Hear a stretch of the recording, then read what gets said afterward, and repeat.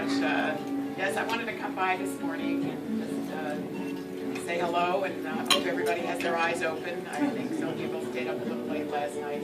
I wasn't one of those people, but anyway, I am, as you know, the only actively declared person running for the Democratic nomination for governor, and I am very excited about it.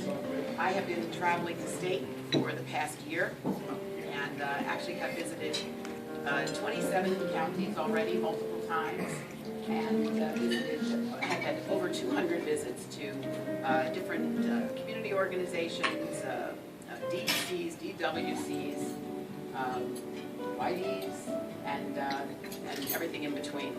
And the reception has been really, really wonderful around the state. And I hope it's because of my record. I like to talk about issues, and when I go to groups, people say, afterwards they say, well, you know what, we really like the fact that you talk about issues.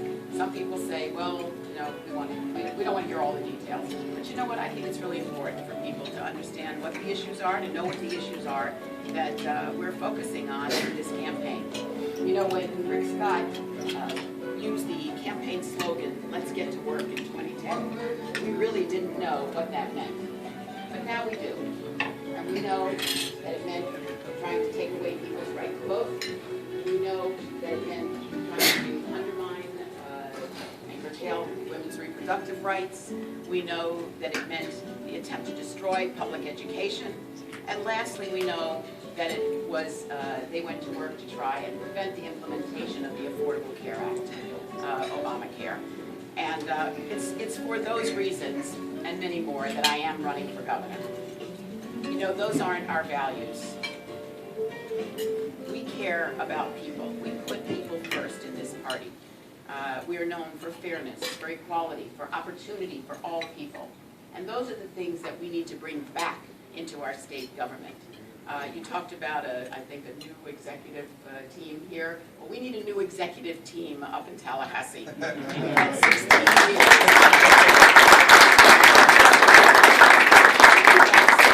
years. Of people caring about special interests, corporations, and not about the people of Florida.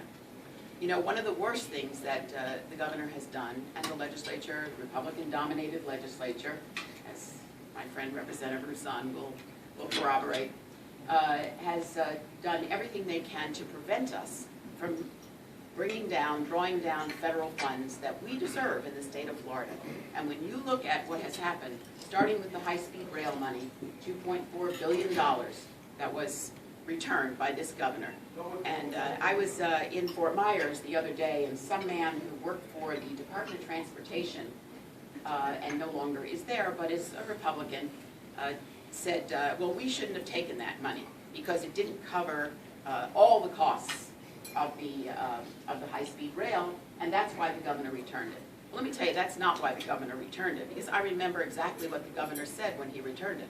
He said it was going to reduce the deficit of the United States of America. That's what he said. Well, guess what? That's not what happened to that money. And I want you to be aware that what happened to the money is it went to other states. I had the privilege, I've been very involved in foster care issues. And we had a Congressional Foster Care Caucus meeting here in South Florida, not too far from here, and a woman came from California who's head of the Congressional Foster Care Caucus. Her name is Karen Bass, Congresswoman from Los Angeles. And when I walked into the meeting room, she came over, gave me a big hug, and said, "Oh, thank you so much." And I said, "For what? I've never met you before." She said, "Oh, we got $1 billion from Florida." And let me tell you something, they did. And that year of 2012, the California legislature approved the high-speed rail from San Francisco to Los Angeles. And it was with our money. We've also lost money for seniors, frail elderly, keeping them out of nursing homes. We've lost money for child abuse prevention. And lastly, the most unconscionable we've lost so far. I hope there'll be some way that it'll turn around. But right now, we have no mechanism to draw down $51 billion in Medicaid expansion money. Now, not only does that prevent over 1 million people from getting health care in this state, but it also is devastating for our hospitals, and people need to recognize that. our safety net hospitals and our children's hospitals. Children's hospitals are over 70% Medicaid patients. What happens when the subsidies go away, which they are going away? That's what Obamacare does. It takes the subsidies away and replaces them with Medicaid expansion. Well, if you don't draw down the money for Medicaid expansion and your subsidies go away, what happens to your safety net hospitals like Shands and Jackson Memorial and your children's hospitals and other state hospitals around the state? It is devastating for them. It's also devastating for jobs. The University of Florida estimates 120,000 new permanent jobs as a result of Medicaid expansion. Those are good healthcare jobs because we need new healthcare providers to take care of more than 1 million people. So these are some of the issues that are really important, and as I said, these are issues that I've dealt with in the legislature. I've dealt with as the leader of the Democratic caucus, the first woman elected Democratic leader of the state caucus.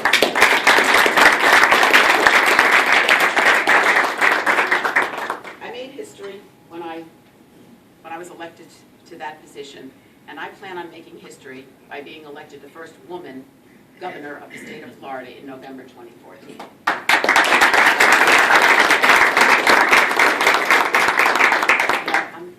Got time? I'm happy to answer any questions.